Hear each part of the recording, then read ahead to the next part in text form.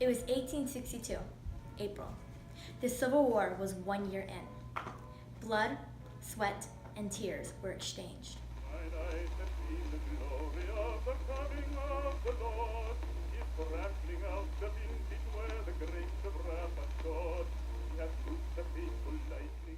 The capture of New Orleans was a huge step in achieving the Anaconda Plan because it split the South in two and demolished the Confederates.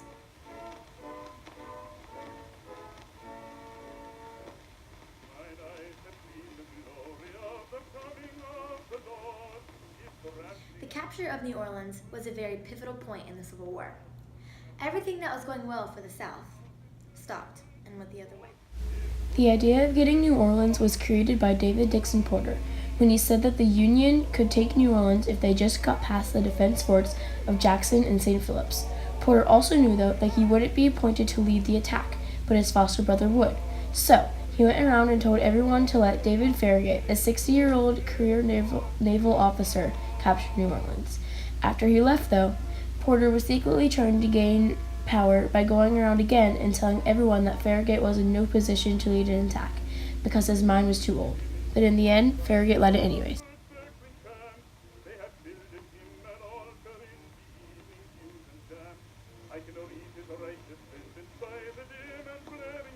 The ships took a different and unexpected approach to these forts by going through the Gulf of Mexico. The capture of this vital southern city was a huge blow to the Confederacy. Southern military strategists planned for a Union attack down the Mississippi, not the Gulf of Mexico. The first shots were fired on April 18th. After bombarding the forts with shells and cutting chains across the river for 5 days, the Union captured them. Then they advanced up the Mississippi River and marched right into New Orleans.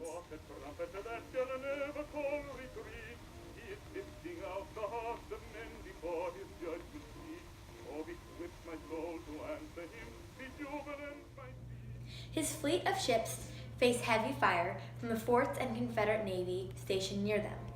By daylight, his group of ships had either passed the fort's guns or captured all but one of the rebel vessels and lost very little of their own. 4 days later, the Confederacy realized they couldn't win and surrendered. So before the South could even realize what had happened, their biggest city was taken right from them. The Union was full of pride because they executed the biggest part of the Anaconda Plan.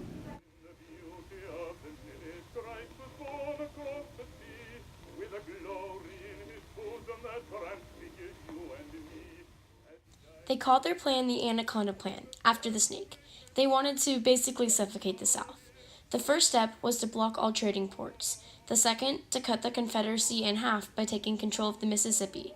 And the last step, to capture their capital, Richmond.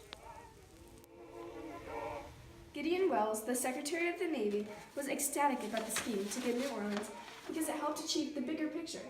Winston Groom even wrote, "It all sounded good to Gideon Welles because capturing New Orleans would be by far the most important action so far in the war." During this scheme by the Union, the South was thinking two things. We are impeccable, and there's absolutely nothing that can stop us. And two. We need to remain in control of New Orleans, our biggest port, and it is connected to the Mississippi, which is extremely vital. But little did they know, the North was about to take what the South had said and do everything they could to make those words untrue. And they did. After the Union did take control of the Mississippi and New Orleans, the war shifted immensely. When the Union took control of the Mississippi, they cut off a very large and very important port for foreign alliances. When they cut it off, any communication and incomes were disconnected. And although the North did capture New Orleans, they failed once again to actually finish off the South.